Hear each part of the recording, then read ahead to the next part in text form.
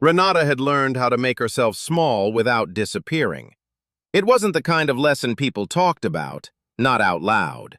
It lived in the way she chose the corner of the sidewalk where the wind didn't blow as hard, the way she folded her blanket just so it looked less like something she needed and more like something she already owned.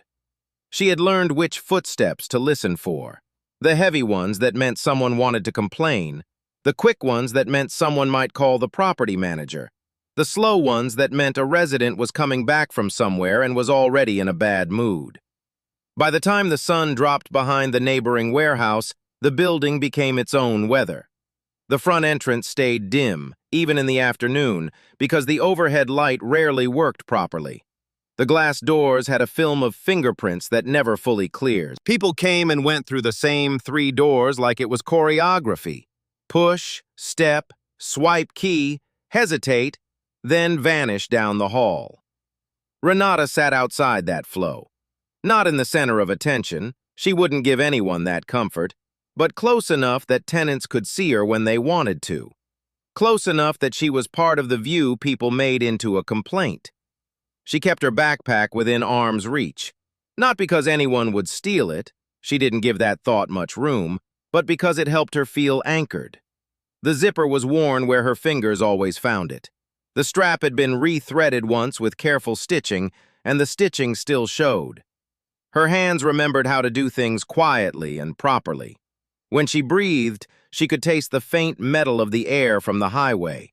When she exhaled, the city smelled like old rain in concrete, coolness mixed with exhaust and the sour, sweet odor of takeout that drifted from someone's open window. Her blanket smelled like detergent that had been bought sparingly, then washed until it went soft at the edges. It wasn't dramatic. It was just life, arranged around survival. A few minutes after 6, the first shuffle of the evening began. Keys clinked in the entryway. Someone laughed too loudly at something on their phone. A child's voice rose and fell as if play could always find a way back to itself. Renata listened the way she had listened before, not for danger in the way people imagined, no movies. Danger in her life had never looked like a single shadow. It looked like missed opportunities, like someone assuming you were harmless, like the slow narrowing of choices. Her eyes followed people always. It wasn't because she wanted to judge them. It was because she had trained herself not to be surprised. On the steps near her, the building's landscaping had been allowed to die back over the years. Weeds held stubbornly in the cracks, green and untidy. A strip of dirt bordered the curb where the last tenants had once thrown a ball or a bottle and then stopped caring about where it landed. Renata sat beside that strip. The residents passed and the residents looked. Sometimes they looked away quickly, as if eye contact would invite responsibility. Sometimes they looked with a kind of irritation that didn't need a reason. Sometimes they stared long enough for Renata to feel the heat of it on her skin. A young man with a hoodie and earbuds walked out first. His steps scuffed slightly on the concrete. He paused near the glass doors like he was making a decision about whether to cross the street or just cut through the small space in front of the entrance. Renata felt it, the hesitation in his body, the way his shoulders tightened. He didn't speak. He didn't have to. He angled his path toward the curb, then at the last second he stepped over a small patch of her blanket with his shoe. It was quick, almost accidental looking, but Renata's stomach tightened all the same. She didn't move. Instead, she adjusted the blanket so the corner didn't fold under her. Her fingers worked slowly, deliberately. She didn't give him the satisfaction of a reaction. When she saw him look back over his shoulder, she kept her gaze down at her hands. She ate a piece of bread she'd bought earlier from a corner store, a cheap loaf that had been warm when she first unwrapped it. Now it was cool and slightly dry. She tore off the next piece, letting it break in her fingers. She chewed with care. Across the sidewalk, a woman in her 30s came out holding a grocery bag. She stopped short, looked at Renata, and then looked again like she wanted her first impression to change. "You live here?" the woman asked, but her voice carried the edge of accusation. Renata lifted her eyes. "I'm out here tonight," she said. Her tone stayed even, not friendly and not cold. The woman's mouth tightened. The leasing office said you were supposed to be gone. Renata nodded once, as if she understood the logic, and as if that logic was the only thing she could control. I heard. The woman's eyes traveled to Renata's backpack, then to the blanket. She made a sound that wasn't quite a laugh. You could go somewhere else. Renata chewed. She swallowed. Somewhere else is expensive. There was a pause where the woman looked for a response that would make this conversation end quickly. She didn't find one that allowed her to stay comfortable.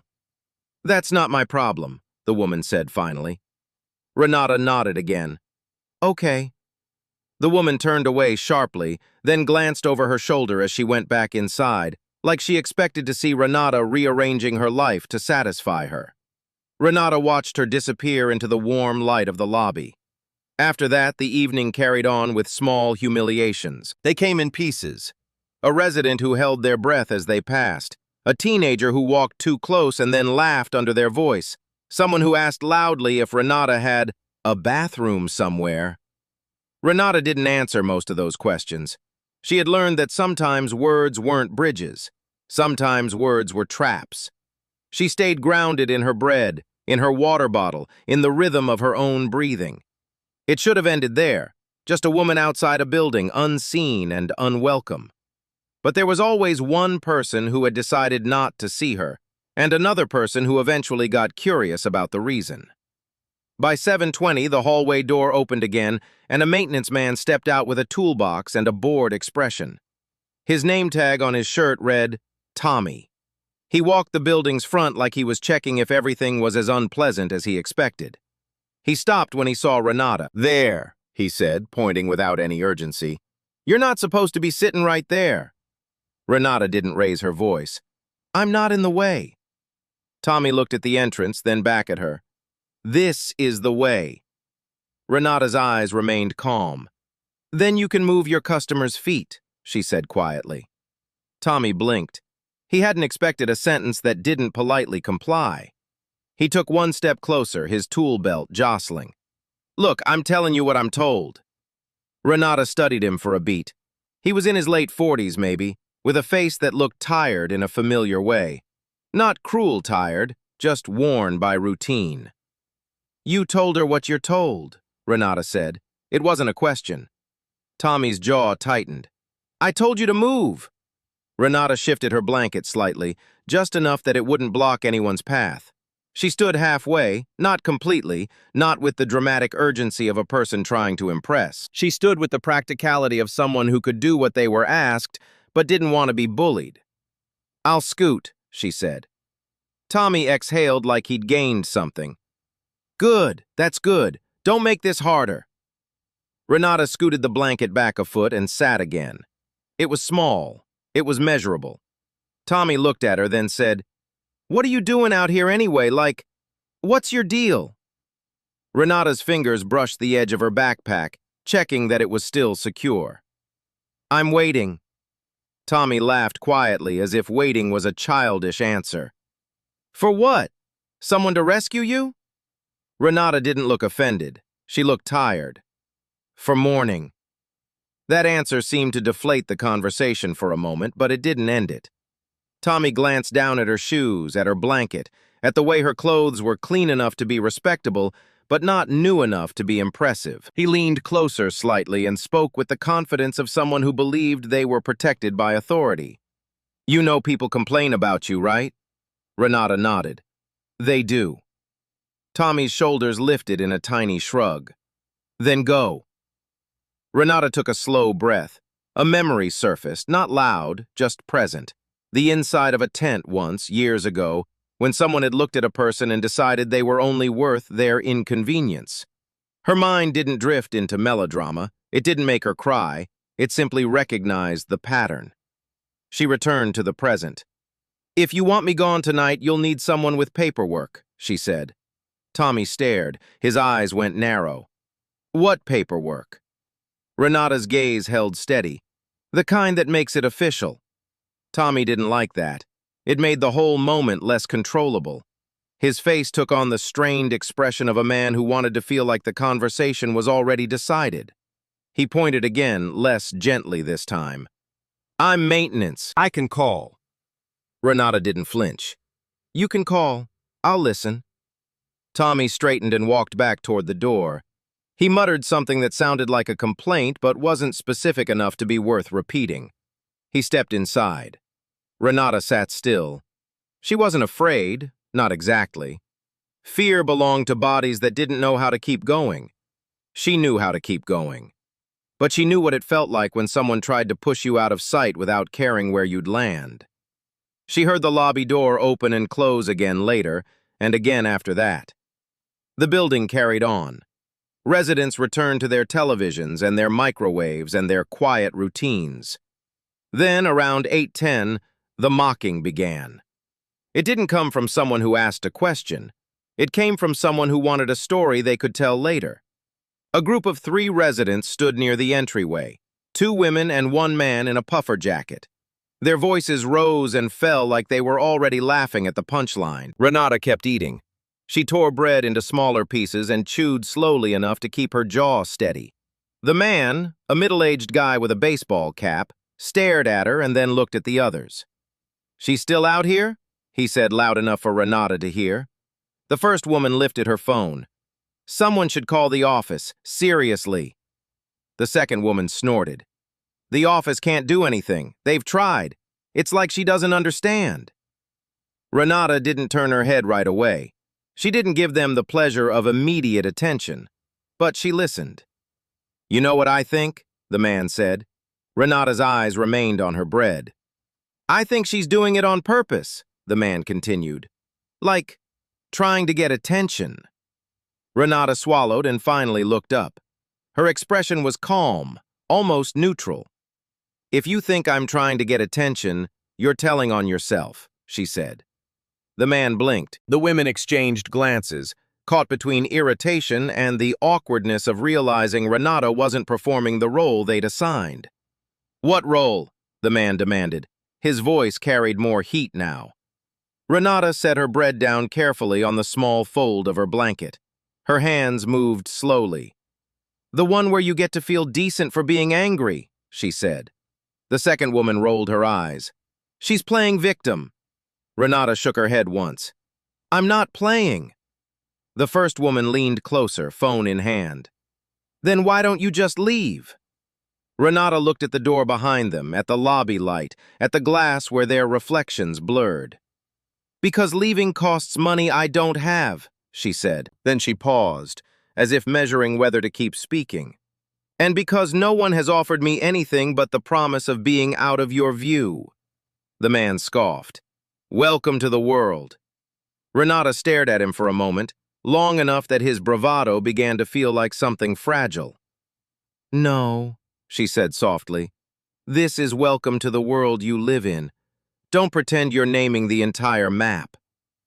The second woman laughed, more to reassert control than out of humor. "She talks like she's better than us." Renata's eyes lowered. She studied her own hands. Her nails were kept short. Her knuckles had faint lines from years of labor. She looked down because she wanted the moment to end without giving them drama. "I'm not better," she said. "I'm just tired of being treated like I'm not a person." Silence hung for half a breath.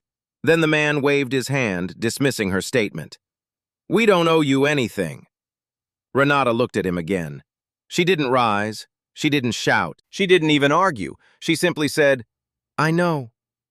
Something in her voice made the sentence land differently than it would have from someone desperate. The 3 residents shifted, slightly uncomfortable. Their confidence had relied on Renata becoming small enough to entertain their contempt. Renata stayed steady. She reached into her backpack and took out a worn folder made of thin plastic sleeves. She held it in her lap. She didn't open it fully. She simply rested her hand on it, letting them see there was paperwork. The first woman's phone angled down. "What's that?" Renata's eyes stayed on the folder, not on them. "Proof of things people like you decided not to ask about." The second woman's face tightened. "You trying to scare us?" Renata's reply came without anger. "No, I'm giving you the chance to see me." The man scoffed again, but his scoff sounded thinner now. "See you?" "Lady, you're outside a building." Renata's mouth moved slightly like she was deciding whether to correct them. She chose restraint. "If you knew what you were looking at," she said, then stopped. The women leaned in again, eager for the next line. Renata didn't give it. Instead, she stood fully now, not towering, but steady. She adjusted her jacket and tucked the folder back. Her movements were careful and rehearsed, not frantic.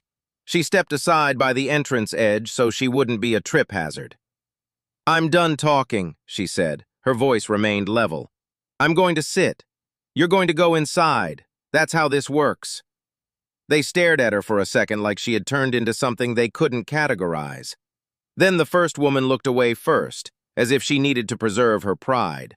But she didn't walk away immediately.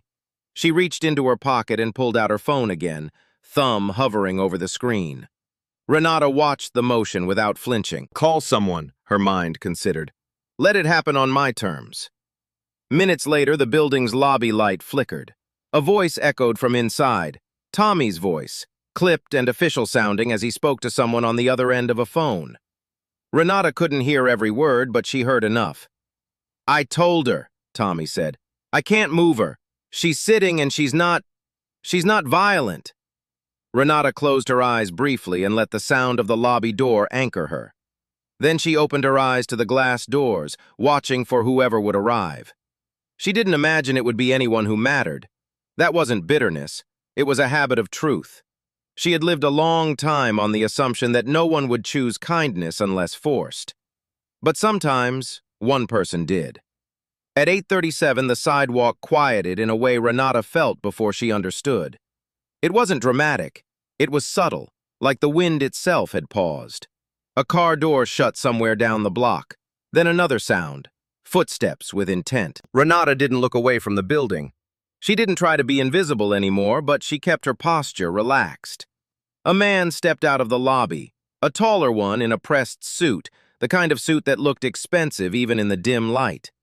He held himself like he had a schedule. His hair was neatly trimmed. His expression was not angry, it was controlled. Behind him, two other people appeared, Tommy and one of the residents from earlier, the man in the cap who had complained. The man in the suit scanned the entrance area and his gaze landed on Renata. He didn't smirk. He didn't point. He didn't do the quick look people did when they were trying to confirm their own assumptions. Instead, his face changed. Not into tears, not into shock, into recognition. He took one step forward, then another. Renata's stomach tightened, but her body didn't tense the way it used to. Her training had taught her to be prepared without being panicked. The man in the suit stopped at a respectful distance. He looked at Renata's hands first, then her face. He swallowed once. "Renata," he said. Just her name. It should have been nothing. It should have been another random statement in the city. But something about the way he said it made the night feel different. As if he wasn't reading it from a sign, as if he knew it the way you knew a person you'd carried in your mind. The residents behind him froze. The man in the cap let out a small sound that wasn't quite a laugh. His eyes darted to Renata, searching for the scam he expected to uncover. Renata didn't respond immediately. She didn't want to reward their earlier behavior with sudden access to her emotions. Her restraint held. She looked at the man in the suit and said, "Yes." The man's breath seemed to catch. He reached slowly toward his inner jacket pocket, not rushing. He took out a card and then stopped short, as if remembering that verification mattered only if it was done right. "I didn't know you'd be out here tonight," he said. Renata's expression stayed calm. "I didn't know you'd be looking." The suit man's eyes shifted. He looked at the entrance, at the residents who were now standing like they'd been called out for something. His voice lowered slightly, though it didn't become secretive. It became careful. "This is Major... No, this is..." he began, then corrected himself with a subtle professionalism. Tommy cleared his throat. "Sir, the leasing office..." The suit man lifted a hand gently. "Not now." He faced Renata again. "There's a reason I asked for her to be here." He paused. "I asked for you." Renata's eyes stayed on him. "Why?" The suit man took another breath and finally spoke the truth with the kind of directness that left no room for argument. "Because she served," he said. The residents blinked. The man in the cap frowned. "Who is she?" Renata heard the question like an insult she'd heard before. But tonight her name had already landed too firmly for them to pretend ignorance. The suit man turned his head just enough to face them. His voice didn't rise, but it carried. "My name is Caleb," he said, "and I work with the office that handles military liaison." He looked back at Renata. "There's a file, there's an official letter, and there's a 4-star general who called me personally." He said 4-star general like he was quoting a fact he couldn't afford to misunderstand. Renata remained quiet. The air around them felt tighter, like everyone suddenly realized they were standing too close to something serious. The second woman lifted her phone again, but her thumb hovered helplessly now. Her expression had shifted from contempt to confusion to the quick panic of someone who had been caught making assumptions. 4-star? The man in the cap repeated. "That can't—" Caleb's gaze held him still. "It can," he said. He turned back to Renata. "I'm going to say this once. Please don't take it personally." Renata's eyebrows lifted slightly. "Take what?" Caleb gestured to the residents, the space between them, the way everyone had formed a little circle of unspoken judgment. "That they didn't recognize you. That they treated you like you were disposable." Renata's jaw tightened, just barely. "I'm not disposable," she said. The words weren't a plea, they were a boundary. Caleb nodded once. "I know." Then, with a restraint that felt practiced and careful, he opened his phone and held it where Renata could see the screen. There was a photo, but it wasn't a random social post. It was an official image, formal, dated, clear.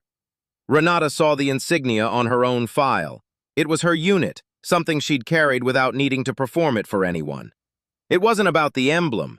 It was about the people she'd once been responsible for. And there was something else.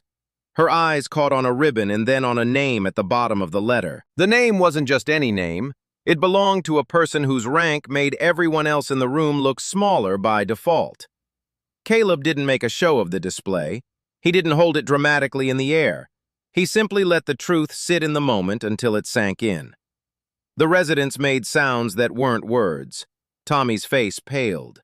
He looked from the screen to Renata and back again, like his mind was trying to undo the earlier assumptions quickly enough to salvage himself. Renata didn't gloat. She didn't look triumphant. She looked like a person who had finally been seen accurately and was still deciding whether she would trust that sight. Caleb lowered the phone. "The 4-star couldn't come tonight," he said, "but he's sending someone else within the hour to coordinate your immediate support." Renata's voice stayed steady. "Immediate support doesn't change the fact you let people harass me." Caleb's face tightened with regret. "You're right." He didn't interrupt himself to defend. He didn't shift into excuses. He just acknowledged the gap. That was the difference. One of the women stepped forward half a pace, then stopped as if she remembered she didn't deserve closeness. "I didn't know," she said quickly. Renata didn't answer right away. Her mind ran through a lifetime of didn't know that had been used to soften cruelty. She chose restraint again. "I didn't ask you to know," she said. "I asked you to treat me like a person anyway." The words settled quietly. The man in the cap swallowed. His earlier bravado had collapsed into embarrassment. He looked at his shoes like they could save him from the moment. "I thought," he started. Renata's eyes lifted just enough. "You thought wrong," she said. "No shouting, no theatrics, just truth." Caleb turned slightly, addressing everyone. "No more reports about her being out of place. Not from this building, not tonight, not ever." The residents looked at one another. Tommy looked down. Caleb's voice stayed controlled. "This is a protected case. She's a covered veteran under liaison coordination. She has been under watch for stability planning." Watch. Renata understood what that meant. It meant someone had been tracking her needs, her whereabouts, her file, without turning her homelessness into a spectacle. She hadn't known. She hadn't been invited into the safety of it. But now the truth had made itself visible. Renata finally spoke about what she had been holding in silence for months. "What did you say my file was?" she asked.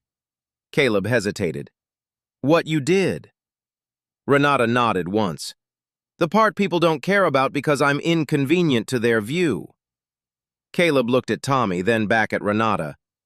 You're the reason, he began. He stopped himself, as if the details were something only the right people should hear. Then he decided on a level of truth that wouldn't turn into spectacle. You were a communications liaison and you ran field routing under fire, Caleb said. You kept units coordinated when systems failed. You helped get people out when they couldn't find the way themselves. Renata felt the memory rise again. Not the noise of battle, not gore, but the pressure of being responsible for information when everything else became unreliable. She remembered the weight of a headset, the way her hands had moved precisely because precision was the difference between someone arriving and someone getting lost. She remembered how quiet her training had required her to be. The residents stared. The man in the cap let out a shaky breath. So, that's you? Renata looked at him and answered like she was setting a boundary again, gently. That's what I did, she said. And it's also who I am. It's not a story you get to tell about me to make yourself feel less guilty. Caleb nodded. Exactly. A few seconds passed. Then, from behind them, a car door shut more decisively, followed by the sound of someone walking quickly with purpose. Caleb turned his head. That'll be the liaison team. The residents shifted again, but this time they did it with caution. Two people arrived, one in a government jacket and the other carrying a clipboard. They didn't march, they walked with professionalism. The person with the clipboard approached Renata directly. Ms., she began. Renata corrected without hostility. Renata. The clipboard woman nodded, as if it mattered that the name was correct. Renata, we're here for your coordination. We have transport arranged to a temporary safe placement and enrollment into benefits counseling. Renata looked at her. Safe placement? The clipboard woman nodded. A short-term program, private room, meals, case management. Renata didn't reach for hope too fast. Hope had been used against her in the past. People had promised help that never arrived, help that arrived too late. She asked, When? Within the hour, the woman said. Renata's eyes softened a fraction. Okay. She turned her head slightly, looking at Caleb. Is the building going to cooperate? Caleb held her gaze. It will, he said, and I'll make sure the property manager understands that complaints will be documented and reviewed. Renata's mouth tightened. Documented, she repeated, testing the word. Yes, Caleb said. That's the point. The resident stood silently. Tommy looked like he wanted to say something, but he didn't speak. His silence felt like respect rather than cowardice. The man in the cap finally swallowed and looked at Renata like he was trying to see her correctly. What's your rank? He asked, but the question came out careful now, no mockery. Renata didn't enjoy being turned into trivia. Still, she understood why people asked, because sometimes facts were the only way to correct a wrong story. She took her time. You want my rank, she said. He nodded quickly. Yes, if you can. Renata's voice was calm. I'm retired, she said. The residents' faces shifted. That answer was not what they expected to be the end. They expected a performance, a brag. She continued quietly, and I'm not here to impress anyone. Then, because the evening demanded accuracy now and not just politeness, she added one detail. I served as a senior enlisted communications specialist, Renata said, in my field, under a specific command. Caleb's eyes lowered respectfully, as if this part belonged to the file. Renata didn't say the exact unit name loudly for everyone to turn into entertainment, but she said enough that the people who knew insignia recognized the weight. The clipboard woman glanced at Caleb, then nodded once. Tommy breathed out, almost like relief. The residents finally looked ashamed, not because shame is pleasant, but because shame is the beginning of accountability. The man in the cap looked at the ground. I thought, Renata cut in gently, not to punish, but to avoid letting the conversation become an endless loop of his discomfort. You thought I was less than you, she said. He flinched. Then he lifted his eyes. Yeah, he admitted. I did. Renata nodded slowly. Then here's the truth. She didn't raise her voice. She didn't add drama. She simply turned her face toward the entrance doors where the residents would soon return to their evening lives. Less than me is not the same thing as harmless, she said. You can be wrong and still hurt people. The woman with the phone lowered it completely. I'm sorry, she said. Renata studied her a moment, measuring sincerity. I believe you're sorry, Renata said. But apology doesn't change what happened. It only changes what you do next. The clipboard woman cleared her throat softly. Renata, if you're ready, we have transport. Renata looked down at her blanket, at the bread now mostly gone, at the small remnants of a life arranged around tonight. She felt a strange, quiet tenderness toward her own past self, toward the version of her who had sat here believing the world would never choose her, toward the version of her who kept her hands steady even when her heart wanted to splinter. Now, in the dim lobby light and the cooling air of the evening, truth had finally been forced into the room. She picked up her backpack. She folded the blanket with careful motions because dignity wasn't something you only held when people applauded. Dignity was something you practiced privately. The residents watched her with a mix of fear and awe. It wasn't awe that turned into worship. It was awe that turned into humility. As Renata turned toward the transport car, Caleb stepped closer and lowered his voice. They told me, he said. They told me she would get through tonight. Renata looked at him. Who told you? Caleb's mouth tightened. The general's staff, he said. Renata's eyes narrowed slightly.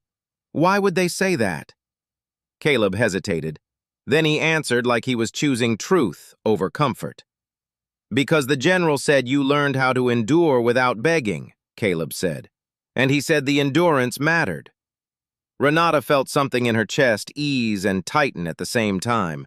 Not tears, not yet, just the recognition that someone had been paying attention. A few moments later, as Renata walked toward the car, the man in the cap called out, voice cracking, Renata! She paused but didn't turn fully. He swallowed, eyes wet now. I'm sorry for stepping on your blanket. Renata looked back at him. Her face stayed composed, but her eyes held something human. It wasn't your foot, she said quietly. It was the story you believed. He blinked rapidly. What story? Renata answered with calm clarity. That you didn't have to see me to treat me like I could be moved, she said. But I can't be moved out of what I am. She didn't say the last part as a threat. She said it like a fact that had always been true. Then she nodded toward the car. I'll be back on paper, she said, voice low. Not on the street. The clipboard woman opened the passenger door. Renata stepped in. As the car pulled away, the building entrance remained standing, the windows still dim, the hallway still waiting for its next routine. But the residents inside would carry the evening with them. Not as a funny story, not as a reason to blame someone else. As the moment their assumptions had been checked by a name said correctly, and by the truth that a person they dismissed had served under commands that made the room go still. Renata watched the lobby lights shrink in her rear window. She felt tired, yes, but she also felt something else, something steadier than pride. She felt recognized, not as an object of pity, not as a lesson, as herself. And for the first time in a long time, the silence after the reveal didn't feel like a threat. It felt like space returning to where it belonged, around the truth.